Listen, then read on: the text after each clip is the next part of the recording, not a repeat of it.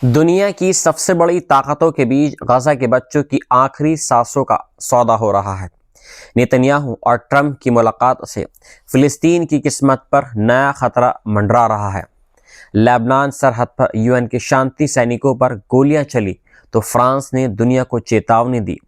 Africa में Israel के एक फैसले से जंग की आग भड़कने लगी है। सीरिया नया देश बना चुका है, मगर खून की खुशबू अभी भी मिट्टी से उठ रही है और गजा में मौसम मौत से भी ज़्यादा बेरहम हो चुका है। आज की ये खबरें आपके दिल को झकझोर कर रख देंगी, क्योंकि ये सिर्फ राजनीति नहीं, ये इंसानियत की हत्या है।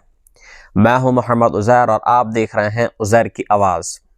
दुनिया की हर सच्चाई सबसे पहले, सबसे तेज़ और सबसे बेबाक। चलिए शुरुआत करते हैं तफसील के साथ में। इजराइल के प्रधानमंत्री बेंजामिन नेतन्याहू अमेरिका रवाना हो गए हैं, जहां एक बार फिर गजा की तकदीर पर बैठे बैठे सौदे होंगे। नेतन्याहू अपनी पत्नी सारा और एक बड़े राजनीतिक काफिले के साथ अमेरिका के फ्लोरिडा शहर के लिए निकल चुके हैं। मीडिया रिपोर्ट्स के मुताबिक उनका सबसे बड़ा और सबसे विवादित मीटिंग होने जा रही है। अमेरिका के पूर्व राष्ट्रपति और इस समय के सबसे प्रभावशाली नेता यानी अब के राष्ट्रपति डोनाल्ड ट्रंप के साथ मार-ए-लागो रेजिडेंस में रात 10:30 बजे इजराइल समय के अनुसार ये मुलाकात होगी और वहां होने वाली बातचीत गजा के उन लाखों लोगों का भविष्य तय कर सकती है जो 2 साल से मौत की चक्की में फंसे हुए हैं। अमेरिका और इजराइल के बीच ये दौरा ऐसे वक्त में हो रहा है जब फ्रांस ने इजरायली सेना द्वारा UNIFIL यानी संयुक्त राष्ट्र शांति सैनिकों पर की गई फायरिंग की सख्त मजम्मत की है। फ्रांस का कहना है कि इजराइल बार बार UN की सैनिकों को निशाना बना रहा है और ये सीधे सीधे अंतर्राष्ट्रीय कानून की धज्जा उड़ाना है। फ्रांस ने साफ कहा है कि इजराइल तुरंत UNSC रेजोल्यूशन 1701 का सम्मान करे और लेबनान सीमा पर लागू सीज़फायर का पूरी तरह पालन करे। लेकिन जनरल और सरकार क्या जाने उन सैनिकों की तकलीफ जो दूर किसी सरहद पर खून बहाकर दुनिया को शांत रखते हैं। उधर गजा में जो शांति समझौता 10 अक्टूबर 2025 से लागू बताया जा रहा है वो कागजों पर तो होगा ज़रूर, लेकिन ज़मीन पर गजा की मिट्टी आज भी बच्चों के लहू से लाल है। अब तक 71,200 से ज़्यादा फिलिस्तीनी मारे जा चुके हैं, जिनमें बड़ी संख्या औरतों और बच्चों की है और 1,71,000 से अधिक लोग घायल हैं। ये कैसा सीज़फायर है जहां मौत अब भी रोज़ अपना कोटा पूरा करती है। दुनिया चुप है और गजा रो रहा है। इस बीच दुनिया की नज़र सीरिया पर भी है, जहां एक बड़ा बदलाव हो चुका है। बशर अल असद की 25 साल पुरानी हुकूमत ख़त्म और अब नई ट्रांजिशनल सरकार अब सत्ता में है, लेकिन पुराने ज़ख्म अभी भी ताज़ा हैं। इसी कड़ी में ऐलान हुआ है कि ओलप्पो में सीरियाई डिफेंस मंत्रालय के एक अधिकारी की गोली मारकर हत्या कर दी गई। अज्ञात हमलावर आए और गोली मारकर फरार हो गए। ये नई सरकार के लिए एक बहुत बड़ा झटका है, क्योंकि नए शासकों ने वादा किया था कि वे देश में अमन और कानून वापस लाएंगे, मगर लगता है कि सीरिया की मिट्टी अभी भी खून की खुशबू अपने अंदर समेटे हुए है। यहाँ दुश्मन सामने नहीं दिखता, लेकिन वार पीछे से आता है। अफ्रीका का एक और मोर्चा अब अचानक गर्म हो गया है। इस बार वजह है इजराइल का सोमालिया से अलग हुए इलाके यानी सोमालीलैंड को मान्यता देना। ईरान ने इसे क्षेत्र की सुरक्षा के लिए एक खतरनाक खिलाफ वर्जी बताया है। ईरान ने कहा है कि इजराइल जानबूझकर अफ्रीका और रेड सी के इलाके में अस्थिरता पैदा कर रहा है ताकि उसके हथियार और खुफिया नेटवर्क फैलते रहें। इस फैसले के बाद सऊदी अरब, कतर, तुर्की, मिस्र सभी देशों ने इजराइल के फैसले की निंदा की है।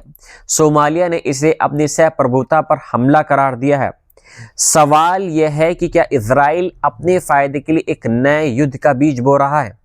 उधर गजा में सिर्फ गोलियां ही नहीं, अब मौसम भी दुश्मन बन चुका है।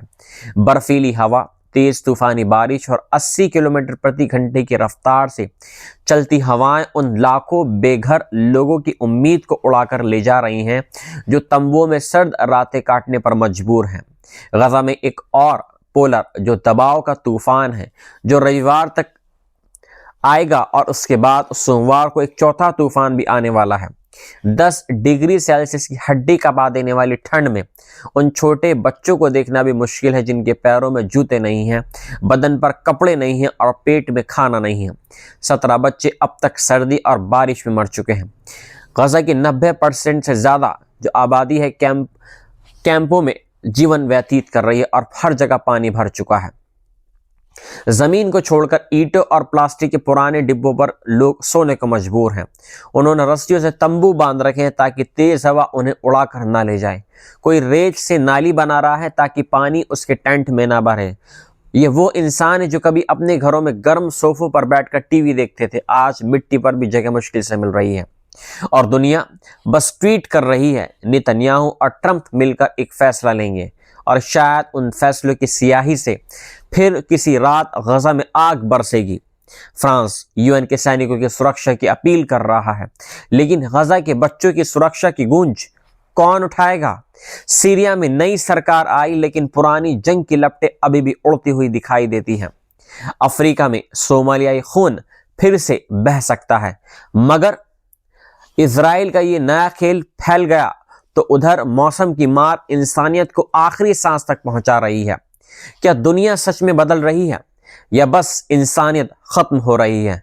आज की रात जब आप अपने गर्म बिस्तर में सोएं तो एक बार उस माँ को याद करके देखें जिसने अपने बच्चे को ठंड से बचाने के लिए पूरी रात उसके बदन पर अपने बदन को चादर बनाकर रखा होगा।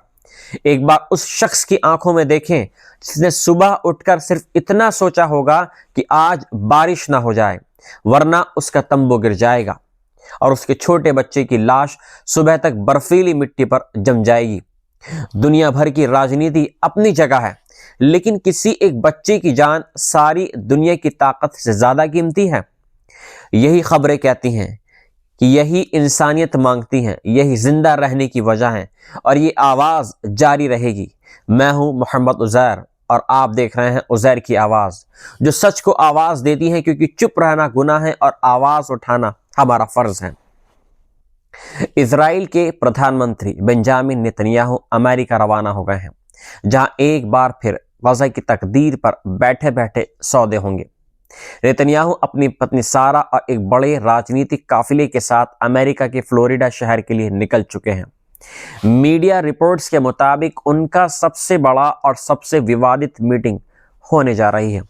अमेरिका के पूर्व राष्ट्रपति और इस समय के सबसे प्रभावशाली नेता यानी अब के राष्ट्रपति डोनाल्ड ट्रंप के साथ मार-ए-लागो रेजिडेंस में रात 10:30 बजे इजराइल समय के अनुसार ये मुलाकात होगी और वहां होने वाली बातचीत गजा के उन लाखों लोगों का भविष्य तय कर सकती है जो 2 साल से मौत की चक्की में फंसे हुए हैं।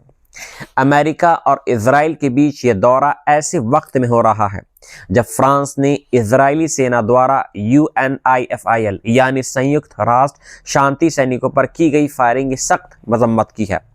फ्रांस का कहना है कि इजराइल बार बार UN की सैनिकों को निशाना बना रहा है और ये सीधे सीधे अंतर्राष्ट्रीय कानून की धज्जा उड़ाना है। फ्रांस ने साफ कहा है कि इजराइल तुरंत UNSC रेजोल्यूशन 1701 का सम्मान करे और लेबनान सीमा पर लागू सीज़फायर का पूरी तरह पालन करे। लेकिन जनरल और सरकार क्या जाने उन सैनिकों की तकलीफ जो दूर किसी सरहद पर खून बहाकर दुनिया को शांत रखते हैं। उधर गजा में जो शांति समझौता 10 अक्टूबर 2025 से लागू बताया जा रहा है वो कागजों पर तो होगा ज़रूर, लेकिन ज़मीन पर गजा की मिट्टी आज भी बच्चों के लहू से लाल है। अब तक 71,200 से ज़्यादा फिलिस्तीनी मारे जा चुके हैं, जिनमें बड़ी संख्या औरतों और बच्चों की है और 1,71,000 से अधिक लोग घायल हैं। ये कैसा सीज़फायर है जहां मौत अब भी रोज़ अपना कोटा पूरा करती है। दुनिया चुप है और गजा रो रहा है। इस बीच दुनिया की नज़र सीरिया पर भी है, जहां एक बड़ा बदलाव हो चुका है। बशर अल असद की 25 साल पुरानी हुकूमत ख़त्म और अब नई ट्रांजिशनल सरकार अब सत्ता में है, लेकिन पुराने ज़ख्म अभी भी ताज़ा हैं। इसी कड़ी में ऐलान हुआ है कि ओलप्पो में सीरियाई डिफेंस मंत्रालय के एक अधिकारी की गोली मारकर हत्या कर दी गई। अज्ञात हमलावर आए और गोली मारकर फरार हो गए। ये नई सरकार के लिए एक बहुत बड़ा झटका है, क्योंकि नए शासकों ने वादा किया था कि वे देश में अमन और कानून वापस लाएंगे, मगर लगता है कि सीरिया की मिट्टी अभी भी खून की खुशबू अपने अंदर समेटे हुए है। यहाँ दुश्मन सामने नहीं दिखता, लेकिन वार पीछे से आता है। अफ्रीका का एक और मोर्चा अब अचानक गर्म हो गया है। इस बार वजह है इजराइल का सोमालिया से अलग हुए इलाके यानी सोमालीलैंड को मान्यता देना।